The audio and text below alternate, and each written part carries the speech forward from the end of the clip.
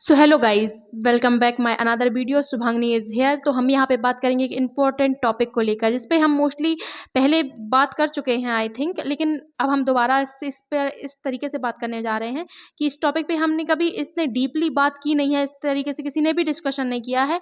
वैसे तो इंटरनेट पर इस टॉपिक के बारे में बहुत सारा नॉलेज आपको मिल ही जाएगा, लेकिन इस तरीके से कोई डिस्कशन नहीं करेगा। जो बात आज मैं आपको हाईलाइट करने वाली हूँ, हाईलाइट करके दिखाने वाली हूँ, वो सारी चीज़ें आपको जानने को मिलेगी। मोस्टली आपने देखा होगा कपल्स के बीच में, चाहे वो गर्लफ्रेंड बॉयफ्रेंड हो या हस्बैंड वाइफ हो, उनके बीच में एक चार्म खत्म हो जाता है। उसका कारण क्या है? जो शुरुआत स्टार्टिंग में जी आप से होती है, जी आप सुनिए, आप ऐसा कर लीजिए, आप ऐसा, फिर वो तुम पर आ जाती है और फिर वो तू, ये वो, इस तरीके से मतलब धीरे धीरे वो स्टेज गिरती जाती है। उसका कारण क्या होता है, क्या रहता है ना, स्टार्टिंग में जो कपल्स होते हैं वो स्टार्टिंग में जिस तरीके से पेश आते हैं और धीरे धीरे एक दूसरे के लिए वो कैजुअल हो जाता है। तो ये चीज़ें जो होती हैं ना, वो दायरा कभी ख़त्म नहीं करना चाहिए। आप मोस्टली करके देखिएगा कि जिस तरीके से आप उनसे पहली बार मिले थे, उसी तरीके से आपको उनसे रिएक्ट करना है। जैसे आप उनसे स्टार्टिंग में पेश आते थे, वही तरीका आपको हमेशा अपनाना है। यदि दोनों के बीच में कभी झगड़ा होता है इन केस, तो कभी भी ना आप अपने लहजे को मत बदलिए। आप झगड़ा कर रहे हैं, आप बात करने के तरीके को मत बदलिए। कभी भी आप स्लैंग वर्ड यूज़ मत करिए एक दूसरे के लिए। अगर एक करता है तो दूसरे को कभी भी नहीं करना चाहिए, क्योंकि वो एक जो दायरा होता है ना, वो ख़त्म हो जाता है। आपने नोटिस किया होगा मोस्टली, कभी माँ-बाप के बीच में जो दायरा होता है, जो लाइन होती है, उसको हम कभी क्रॉस नहीं करते। कभी तू तड़ाके से उनसे बात नहीं करते। एक भाई-बहन के बीच में जो दायरा होता है, हम कभी उनको क्रॉस नहीं करते। कभी इस तरीके से हम उनसे पेश नहीं आते, तो फिर वाइफ या हस्बैंड के साथ क्यों? जिस व्यक्ति को आप स्टार्टिंग में मिलकर आप ये सोचते हैं कि वाओ यार, क्या परफेक्ट इंसान मिला है हमको, क्या परफेक्ट जोड़ी है हमारी, ठीक है ना? ऐसा कपल तो हम डिज़र्व ही नहीं करते थे, ठीक है? वो चीज़ हम स्टार्टिंग में सोचते हैं, और वही कपल बाद में जब ये सारी चीज़ें हो जाती हैं, तब क्या बोलता है कि यार तुम तो मुझे डिज़र्व ही नहीं करते हो, तुम जैसा इंसान तो मुझे चाहिए ही नहीं था। क्योंकि इसका रीज़न होता है कि आप धीरे-धीरे सामने वाले इंसान के साथ आप खुलते जाते हैं। जितना आप अपने आप को बंद करके रखेंगे, जितना आप सामने वाले को फॉर्मल तरीके से ही पेश आएँगे, उतना आपका रिलेशनशिप लॉन्ग लास्टिंग चलेगा और उतना बेहतर तरीके से चलेगा। आप हमेशा देखिएगा, आप पहले भी देखेंगे, आप हमारे सनातन धर्म से उठा लीजिए, वो अपनी पत्नी को देवी के रूप में पूजते थे, देवी नाम से ही पुकारते थे, और वाइफ़ अपने हस्बैंड को स्वामी के नाम से पुकारती थीं, कभी नाम नहीं लेती थीं। ये नाम नहीं लेना, ये क्या प्रथा है? ये किस लिए बनी है? आपने कभी दिमाग में आता होगा, सोचा होगा, ये नाम ना लेना, ये वही दायरा है कि हम इसको कभी क्रॉस नहीं करेंगे। जिसका हम नाम नहीं लेंगे, उसको हम गाली भी नहीं देंगे। लेकिन आजकल नाम लेना तो ठीक है, चलो भैया ठीक है, समय बदलता जा रहा है, आप कैज़ुअल हो रहे हो, मॉडर्न ज़माना है, ठीक है, एवरीथिंग इज़ फेयर।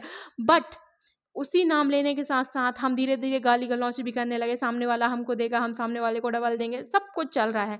ये सिर्फ़ लड़कों के लिए नहीं है, ये सिर्फ़ लड़कियों के लिए भी नहीं है।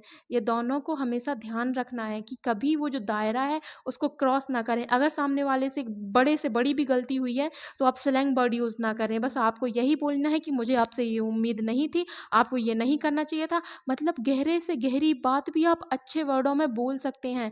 सामने वाले को उतना ही गिल्टी फ़ील होता है, और अगर बाई चांस सामने वाला आपको गलत वर्ड यूज़ कर रहा है, तो आप उसका रिप्लाई मत करिए। सामने वाले को वैसे ही गिल्टी फ़ील हो जाएगा कि उसने क्या कर दिया, और हमेशा आप उनको बोल सकते हैं कि आपको ऐसा नहीं बोलना चाहिए था। मैंने कभी आपके लिए ऐसे वर्ड यूज़ नहीं किए, आपने क्यों किए? आप कैसे कर सकते हैं? ये बोलना ही काफ़ी है। तो जो दायरा है ना, आप हमेशा उसको बना कर रखिए।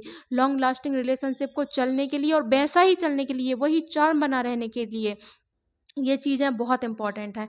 और जो शादी हो जाती है, शादी के बाद मैं बहुत सारे लोगों को देखती हूँ जिनका मोस्टली ये क्वेश्चन रहता है कि ये जो लाइफ में जो चार्म स्टार्टिंग में था, बहुत अच्छा लगता था, रोमांटिक रहता था लाइफ स्टार्टिंग में, वो सारी चीज़ें चेंज होती जा रही हैं। उसका क्या रीज़न है? तो उसका मोस्टली ये रीज़न है, आप अपने आप को देखिए, क्या जिस तरीके से आप स्टार्टिंग में पेश आते थे, क्या वो आप अभी आते हैं उनके साथ पेश?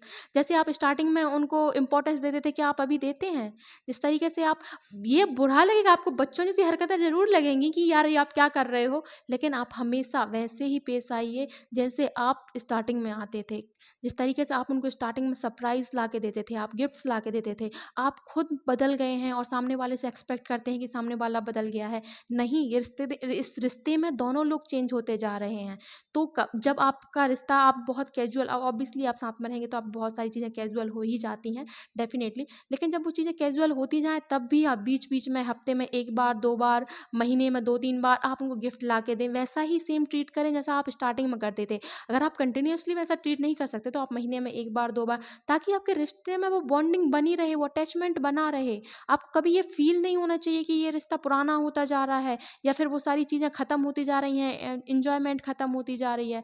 आप पर डिपेंड करता है कि आप किस तरीके से उस चीज़ को लेते हैं, आप अपने रिश्ते को किस तरीके से रखते हैं। तो हमेशा आप अपने रिश्ते को इम्पोर्टेंस दीजिए, सामने वाले पर्सन को इम्पोर्टेंस दीजिए। अगर सामने वाले पर्सन से कभी कोई गलती हो गई या कुछ भी हो गया तो आप अपने रूम में आके डिस्कस करिए। दूसरों के सामने कभी भी अपने पार्टनर को बेइज़्ज़त मत करिए। और मैं लड़कियों को भी बोलना चाहूँगी, आप अपने पति की कभी किसी से बुराई मत करिए।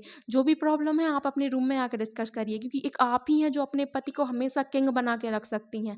अगर आप वैसा डिज़र्व करती हैं तो आप सबसे पहले आप होती हैं जो उनको रिस्पेक्ट दिला सकती हैं। आप उनकी रिस्पेक्ट करेंगी तो दुनिया उनकी रिस्पेक्ट करेगी। और हस्बैंड को भी मैं स्पेशली बोलूँगी कि अगर आपकी वाइफ़्स को माँ-बाप हो या फिर घर में कोई भी हो, कोई भी रिश्तेदार हो, कोई भी रिलेटिव हो, अगर वो आपकी वाइफ़ को कुछ बोल रहा है तो 4 बार सोच ले कि वो किसकी वाइफ़ से बोल रहा है। आपको इस तरीके से बन के रहना है और अपनी वाइफ़ को इस तरीके से रखना है कि आपके होते हुए आपकी वाइफ़ पर कोई उँगली ना उठा सके। और अगर आपकी वाइफ़ कभी भी कोई भी गलती करती है तो आपको अपनी वाइफ़ को रूम में आकर समझाना है, ना कि 4 लोगों के सामने आप उसकी इंसल्ट कर दें या उसको बेइज़्ज़त कर दें। और कभी भी गलत वर्ड किसी के सामने इस्तेमाल नहीं करना है पार्टनर्स को एक-दूसरे के लिए, ठीक है? ये सभी कपल्स के लिए बोल रही हूँ। एक हमेशा एक लाइन ड्रॉ करके रखिए और उस लाइन को कभी क्रॉस मत कीजिए कि मुझे अपने पार्टनर के लिए कभी भी गलत वर्ड यूज़ नहीं करना है। मेरे पार्टनर के लिए मैं जैसे स्टार्टिंग में थी वैसे ही हमेशा तक रहूँगी। ये चीज़ें आपको हमेशा लेकर चलना है, तब जाकर आपका रिलेशनशिप वैसा ही रहेगा जैसा स्टार्टिंग में था और बेस्ट रहेगा। और दुनिया की नज़रों में आपकी मतलब सारे कपल जो रहेंगे ना वो आपकी दुहाई देंगे कि उनके जैसे बन के दिखाइए, इनके जैसे रहना है हमको। तो हमेशा आप अपने रिलेशनशिप में ये सारी चीज़ें मेंटेन करके रखिए। धन्यवाद।